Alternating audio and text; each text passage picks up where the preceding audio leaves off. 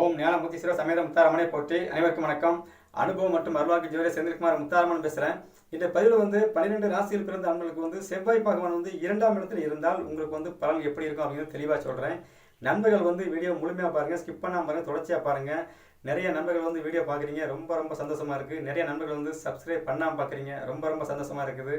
எப்படி பார்த்தாலும் எனக்கு வருத்தமே கிடையாது. ஆனால் நான் என்ன சொல்கிறேன்னா, நண்பர்களுக்கு ஒரு ரிக்வெஸ்ட் என்ன கேட்டிங்கன்னா, நீங்கள் பார்க்குற வீடியோக்களை பரிகாரம் சொல்கிறேன் பார்த்தீங்களா, ஒரு 2-3 பரிகாரம் தொடர்ச்சியாக செஞ்சு பாருங்கள். ஒரு மாதம் செஞ்சு பாருங்கள். உங்கள் வாழ்க்கையில் ஒரு நல்ல விஷயம் நடக்கும்ல. அந்த நல்ல விஷயம் நடந்துச்சுன்னா அதுக்கு நான் காரணமாக இருக்கணும் அப்படின்னு ஆசைப்பட்றேன். அவ்வளோதான். சரிங்களா? சரி, இப்போ 2ஆம் இடத்துல செவ்வாய் பகவான் இருக்கிறது யோகமானு கேட்டிங்கன்னா, செவ்வாய் 2ல் இருந்தார் அப்படின்னா அது செவ்வாய் தோஷம் அப்படின்னு சொல்கிறாங்க. அது உண்மையும் கூட. ஏன்னா இவர் வாய் சும்மா இருக்கிறாரு.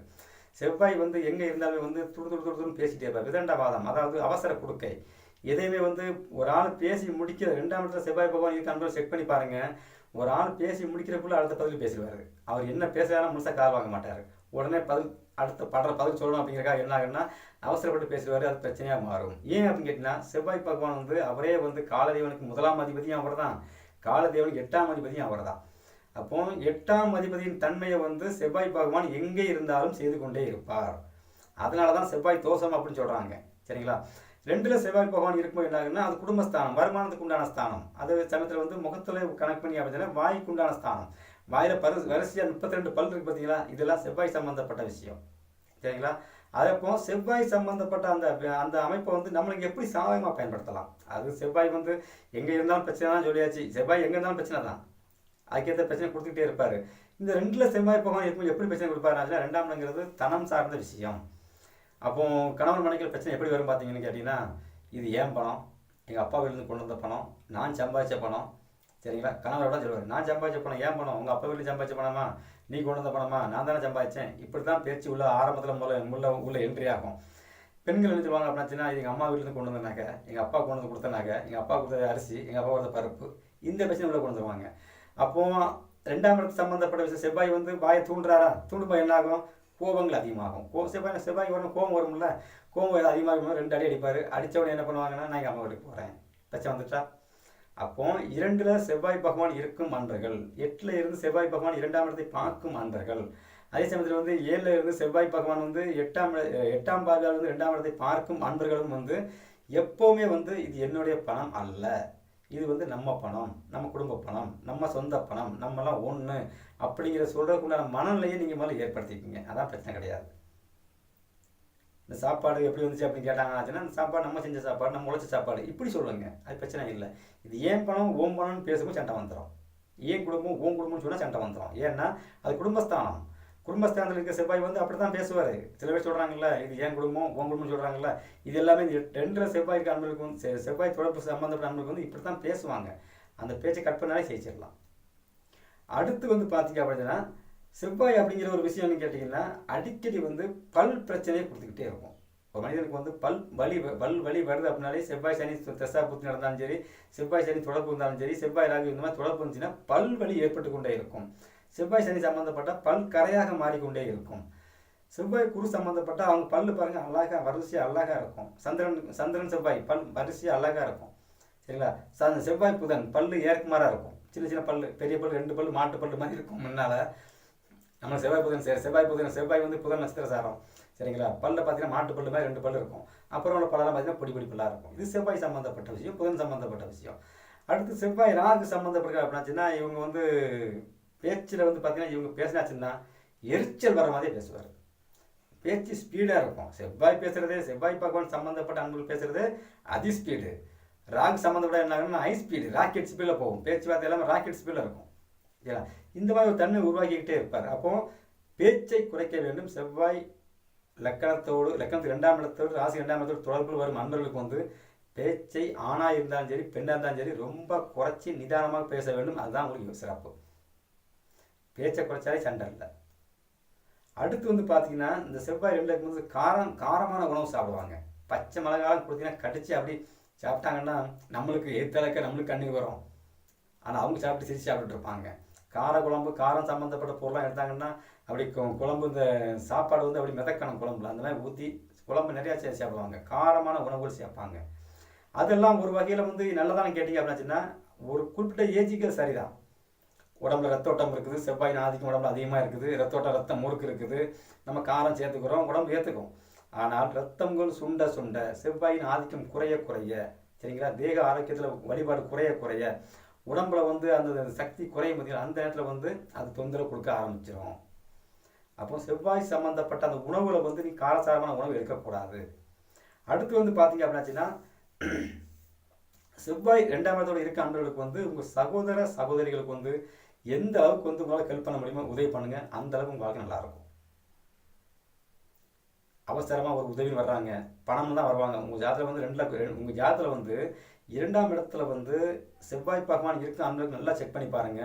உங்கள் சகோதர சகோதரி உறவுகள் வந்து ஏதோ ஒரு ரூபத்தில் வந்தாலும் எனக்கு வந்து பணம் வேணும்னு அவங்க கேட்க வருவாங்க. ஏன்னா 2ஆம் இடம் தனம் சார்ந்த விஷயம், அதுக்காக தான் அவங்க வருவாங்க. அந்த விஷயத்தை நீங்களே புரிஞ்சுக்கிட்டு உங்களால் முடிஞ்ச உதவியை செய்யுங்க. உங்கள்கிட்ட இல்லை அப்படின்னாலும் பக்கத்தில் அவங்க ஒரு 1000 ரூபா கேட்குறாங்க, ஒரு 500 மாற்றி கொடுங்க. இல்லை 100 கேட்டால் 50 கொடுங்க. உங்கள்கிட்ட 500 கேட்டால் 500 கேட்குறாங்க, 500 இருந்து 500 கொடுங்க, தப்பே கிடையாது. இரத்த உறவுகளுக்கு நீங்கள் அந்த விஷயத்தை ஹெல்ப் பண்ணும்போது என்ன ஆகுன்னா செவ்வாய்க்கு தோஷமாக செயல்பட மாட்டார். அதே சமயத்தில் வந்து பார்த்தீங்கன்னா இதே செவ்வாய் 6, 8 பாதகம் மாரகம் சம்பந்தப்பட்டு 2ஆம் இடத்துல இருந்தாருன்னா உங்கள் சகோதர உறவுகளுக்கே வந்து பார்த்தீங்க அப்படின்னா அடிக்கடி வந்து விபத்து சார்ந்த விஷயம், நீங்களே வந்து சாப்பாட்டு கஷ்டப்படுற சூழ்நிலை உருவாகும். அவங்களுக்கும் அதே பிரச்சனை இருக்கும். ஏன்னா சகோதர காரகங்கள்னு சொல்லக்கூடிய செவ்வாய் வந்து 2ஆம் இடத்துல இருக்கிறாரு, அவளையும் 6, 8 பாதகம் மாரகம் சம்பந்தப்பட்டிருக்கிறாரு. அப்படிங்கிற பட்சத்தில் வந்து அந்த சகோதர உறவுகள், அண்ணன் தம்பி உறவுகள்னு சொல்கிறோம்ல, அவங்களுக்கும் இதே பிரச்சனை இருந்து கொண்டே இருக்கும். ஏதோ ஒரு ரூபத்தில் இருக்கும். அவங்க ஜாதகத்துக்கு தகுந்த மாதிரி அவங்களுக்கு உங்களால் முடிஞ்ச உதவிகளை செஞ்சீங்க அப்படின்னா தோஷங்கள் வேலை செய்யாது. அப்படி இல்லைங்கிற பட்சத்தில் என்ன ஆகுன்னா குடும்பத்தில் நீங்கள் சண்டை போட்டு அது 8ஆம் இடத்தை பார்வை செய்வதால், சரிங்களா, 2ல் இருந்து 8ஆம் இடத்தை பார்வை செய்கிறாருல, 8ஆம் இடத்தை பார்வை செய்கிறாரு, 2ல் இருந்து 9ஆம் இடத்தையும் பார்வை செய்வார். ஏன்னா அவருக்கு வந்து 7ஆம் பார்வை உண்டு, 8ஆம் பார்வை உண்டு. அப்போ 2ல் இருக்கிற செவ்வாய் வந்து 8ஆம் இடத்தை பார்க்குறாரு, ரகசிய பார்வை 9ஆம் இடத்தை பார்க்குறாரு. அப்படிங்கும்போது என்ன ஆகுன்னா உடனே அம்மா வீட்டுக்கு போகணும், அப்பா வீட்டுக்கு போகணும், இல்லைன்னா சண்டை போட்டு வேறு பக்கம் போகணும் அப்படிங்கிற மனநிலையும் உருவாக்குவார். குடும்பத்தில் செவ்வாய் வந்து ஒருத்தருக்கு வந்து திசாபதி நடக்குது அப்படின்னாலே அந்த குடும்பத்தில் வந்து அந்த செவ்வாய் தசை முடியும் வரையே அவர் உடம்புல வந்து பார்த்தீங்க அப்படின்னா உடம்பு வந்து எப்போவுமே வந்து ரணகலமாக இருந்துகிட்டே இருக்கும். செவ்வாயினா நெருப்பு சார்ந்த விஷயம் இல்லை, உடம்புல வந்து எப்போவுமே தீப்பொறியாக தான் இருக்கிற மாதிரி உடம்பு ஹீட்டாக இருக்கும். அப்போ நீங்கள் என்ன பண்ணாச்சுன்னா அடிக்கடி வந்து தண்ணீர் குடிச்சிக்கிட்டே இருக்கணும். 2ல் செவ்வாய் இருக்கிறவங்க வந்து எப்போவுமே தண்ணி குடிச்சிக்கிட்டே இருக்கணும். வாய் வழியாக வந்து தண்ணியை குடிச்சிக்கிட்டே இருக்கணும். நான் சொல்ல தண்ணி வந்து பச்சை தண்ணி, குடிக்கிற வாட்டர், சரிங்களா. நீங்கள் டாஸ்மாக் போயிட்டு அந்த வாட்டர்னு வச்சிடக்கூடாது. நான் சொல்கிறது குடிக்கிற வாட்டர். உடம்புல வந்து எப்போவுமே தண்ணி உங்களுக்குள்ளே கொடுத்துக்கிட்டே இருக்கணும். ஏன்னா செவ்வாய் அப்படிங்கிற அந்த விஷயம் வந்து அந்த நெருப்பு சார்ந்த விஷயத்தை வந்து கூல் பண்ணிக்கிட்டே இருக்கணும். 2ல் செவ்வாய் இருந்தால் தண்ணி நிறையா குடிக்கணும், அதான் உங்களுக்கு பரிகாரம். அடுத்து வந்து பார்த்தீங்க அப்படின்னா செவ்வாய் அப்படிங்கிறது வந்து பார்த்தீங்க அப்படின்னா 2ஆம் இடத்துல செவ்வாய் இருந்தாருன்னா 8ஆம் இடத்தை பார்க்குறாருல, 8ஆம் இடம் தான் போலீஸ் ஸ்டேஷன் சார்ந்த விஷயம். நீங்கள் சரியாக நீங்கள் யார்ட்டையும் கரெக்டாக பேசலை அப்படிங்கும்போது என்ன ஆகுன்னா, நல்லா கரெக்டாக பேசணும். யார்கிட்ட பேசினாலுமே அது அண்ணன் தம்பியாக இருந்தாலும் சரி, சகோதர உறவாக இருந்தாலும் சரி, இல்லது வெளிப்பக்கம் இருக்கிற நம்ம உறவு நண்பர்கள் உறவாக இருந்தாலும் சரி, பேசும்போது வார்த்தையை கடத்தாமல் கரெக்டாக பேசிங்கன்னா பிரச்சனை இல்லை. இல்லைன்னா செவ்வாய் அப்படின்னு சொல்லக்கூடிய அந்த பல் உடைப்படும் அப்படின்னு சொல்லுவாங்க எங்கள் ஊரில். ஏன்டா ஒழுங்காக இருக்கலாம் பல்ல உடைச்சப்படும்னு சொல்லுவாங்க. ஏன் அப்படின்னா பல்லு அப்படின்னு செவ்வாய் அந்த பல்லை வந்து அவங்க உடைக்கிறாங்களோ இல்லையோ நிறைய ஸ்டேஷன் கொண்டு போயிடுவாங்க, ஸ்டேஷனை வச்சு அவங்க உடைச்சு போடுவாங்க. ஏன்னா அது செவ்வாயின் ஆதிக்கம் நிறைந்த இடம். 8ஆம் இடம் காவல்துறை சம்மந்தப்பட்ட சொல்கிறாங்கல்ல, போலீஸ் ஸ்டேஷன், அது வந்து செவ்வாய் பகவானோட முழுமையான ஆதிக்கம் நிறைந்த இடம். இங்கே பிரச்சனை வந்துச்சுன்னா நேராக அங்கேருந்து அவர் அங்கே தான் கூப்பிட்டு போவார். குடும்பத்தில் பிரச்சனை வந்துச்சுன்னா உடனே கூப்பிட்டு போயிடுவார். அப்போ அக்கம் பக்கம் யார்கிட்ட பேசினாலும் பார்த்து கவனமாக நிதானமாக தெளிவாக பேசணும். இது செவ்வாய் 2ஆம் இடத்துக்கு அன்பர்களுக்கு வந்து இதான் பிரச்சனை. அடுத்து வந்து உணவு சார்ந்த விஷயம் யாருக்கும் சொல்லிட்டேன், சரிங்களா. அப்போ தெய்வத்தை வந்து எப்படி வழிபாடு செய்யலாம். இதே செவ்வாய் வந்து 8ஆம் யோகாதிபதியாக இருந்தாச்சுன்னா சொத்து சார்ந்த விஷயம் இதெல்லாமே சிறப்பாக வாங்கி கொடுப்பாரு, எந்த மாற்றம் கிடையாது. யோகம் இல்லாமல் இருக்க அன்பர்களுக்கு வந்து பிரச்சனை கொடுத்துக்கிட்டே இருப்பார். அப்போ நீங்கள் செய்ய வேண்டிய விஷயம் என்னன்னு கேட்டிங்கன்னா, முதல்ல வந்து சிம்பிளாக சொல்கிறேங்க இல்லைங்க, செவ்வாய் அப்படிங்கிறத வந்து பார்த்தீங்கன்னா பல் சார்ந்த விஷயம், சரிங்களா, தலை சார்ந்த விஷயம். அப்போ இயலாமையில் இருக்க ஆண்களுக்கு வந்து ஒரு ஹெல்மெட் வாங்கி கொடுங்க. இது முதல் பரிகாரம், ஹெல்மெட் பரிகாரம். அடுத்து வந்து பார்த்தீங்க அப்படின்னா பல் வழியில் அவதிப்படுறாங்கல்ல, அவங்களுக்கு வந்து பல் வந்து ஏன்னா 2ஆம் இடம் அப்படிங்கிறது வாய் சம்மந்தப்பட்ட விஷயம் தானே. பல்லில் வந்து பிரச்சனை ஆண்களுக்கு வந்து பல்வழி மாத்திரை வாங்கி கொடுங்க. பல் அழுக்காக இருந்தால் கிளீன் பண்ண போகிறாங்களா, அதுக்கு உங்களால் முடிஞ்சு செலவு பண்ணுங்க. பல்லு வந்து உடஞ்சிருக்கு, பல்ல கட்ட போகிறாங்களா, நீங்களே வந்து ஒரு உதவி பண்ணலாம்.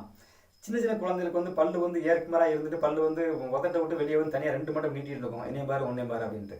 அந்த மாதிரி இருக்க அவங்களுக்கு வந்து பல்லு கட்ட போகிறாங்கன்னா அவங்களை கூப்பிட்டு போய் அந்த பல்லு கட்டுறதுக்கு என்ன செலவோ அந்த செலவை நீங்கள் செலவு பண்ணி ஆச்சுன்னா செவ்வாய் தோஷமாக செயல்பட மாட்டார். ஏன்னா செவ்வாய் அப்படிங்கிற பல்லை வந்து நீங்கள் கட்டிடுறீங்க டாக்டர்கிட்ட கொடுத்து, அப்போ என்ன ஆகும், இங்கே வந்து அவர் தோஷம் வந்து செயல்படாது, சரிங்களா. அடுத்து வந்து பார்த்தீங்க அப்படின்னாச்சுன்னா பல்லு வலி பல் சார்ந்த பிரச்சனை, சரிங்களா. அடுத்து வந்து பார்த்தீங்கன்னா ஆப்ரேஷன் சம்மந்தப்பட்ட அறுவை சிகிச்சை சம்மந்தப்பட்ட அமைப்பில் இருக்க ஆண்கள் நண்பர்களுக்கு மாத்திரை மருந்து சம்மந்தப்பட்ட விஷயத்தை வந்து உங்களால் முடிஞ்ச அளவு எவ்வளவு ஹெல்ப் பண்ணணும் ஹெல்ப் பண்ணுங்கள். உங்கள் வருமானத்துக்கு தகுந்தாற் போல் நீங்கள் செலவு பண்ணலாம். அதில் எந்த மாற்றம் முடியாது, சிறப்பாக இருக்கும். கோவில் வழிபாடு அப்படின்னு பார்த்தீங்க அப்படின்னா எந்த ஒரு தெய்வத்தை நீங்கள் வழிபாடு செஞ்சாலும் சரி, உங்கள் ராசி லக்கணத்திற்கு வந்து செவ்வாய் பகவான் இருக்கும் வீடு ஆண் ராசியாக இருந்தால் ஆண் தெய்வங்களையும், பெண் ராசியாக வந்தால் பெண் தெய்வங்களையும் வந்து நீங்கள் தெய்வத்தோட முகங்களை பார்த்து வழிபாடு செய்யுங்க. போன உடனே சாமி முகத்தை பாருங்கள். சாமி கண்ணோட உங்கள் கண்ணை ஒரே நேர்கோட்டில் வைங்க. சாமியோட பல்லு முகம் எல்லாம் சிரிக்கமாக அழகாக பண்ணியிருப்பாங்களா, அந்த முகத்தை வந்து உங்கள் கண்ணையும் அந்த தெய்வத்தோட கண்ணையும் ஒரே நேர்கோட்டில் வச்சு நீங்கள் வழிபாடு செஞ்சோம்னா அந்த தெய்வத்தோட அனுக்கிரகம் வந்து அந்த பார்வையில் கொண்டு வந்து ஜாயிண்ட் ஆகும். அப்படி செய்யும்போது என்ன ஆகும்னா செவ்வாயின் தோஷம் வந்து அப்படியே நிவர்த்தி ஆகும். அடுத்து வந்து 2ஆம் இடத்துல இருக்கிறாரு, என்ன பண்ணுறது, நெத்தியில் வந்து கண்டிப்பாக குங்குமம் வச்சுக்கிட்டே இருங்க. செவ்வாய் வந்து ஒரு ஜாதகத்தில் வந்து 2ஆம் இடத்துல இருந்தாருன்னா அவங்க நெத்தி நிறையா குங்குமம் வச்சு எப்போவுமே மங்களகரமாக சிரிச்சுட்டு இருந்தாலே பிரச்சனை பாதி போயிடும். அப்போ குங்குமம் அப்படிங்கிற ஒரு விஷயம் வந்து நீங்கள் வந்து அபிஷேகத்துக்கு இறைவனுக்கு கொடுத்துக்கிட்டே இருக்கலாம். இது செவ்வாய் சார்ந்த விஷயம். மரம் செடி கொடி இந்த மாதிரி பொருள் பார்த்தீங்க அப்படின்னா இந்த மாதிரி மரங்கள் செடிகள் கொடிகள் இதை வந்து நீங்கள் வீட்டில் வந்து சிகப்பு கலர் சார்ந்த மரங்கள் செடிகள்லாம் நீங்கள் வீட்டு போய் வச்சு வளர்க்குறீங்களா, பூக்கள்லாம் வளர்க்குறீங்களா, அது சிறப்பு.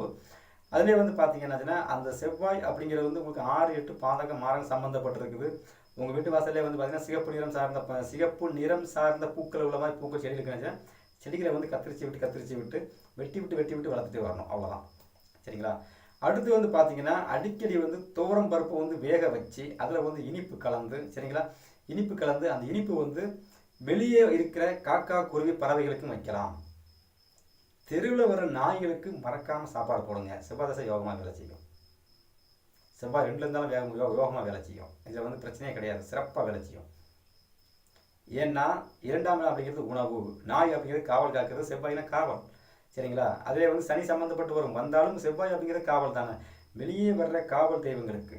சரி, செவ்வாய் ஆண் ராசியில் இருந்தால் ஆண் ராசியில் இருந்தால் ஆண் நாய்களுக்கும், பெண் ராசியில் இருந்தால் பெண் நாய்களுக்கும் போடலாம். முடிந்தால் நீங்களே வீட்டிலே வளர்க்கலாம்.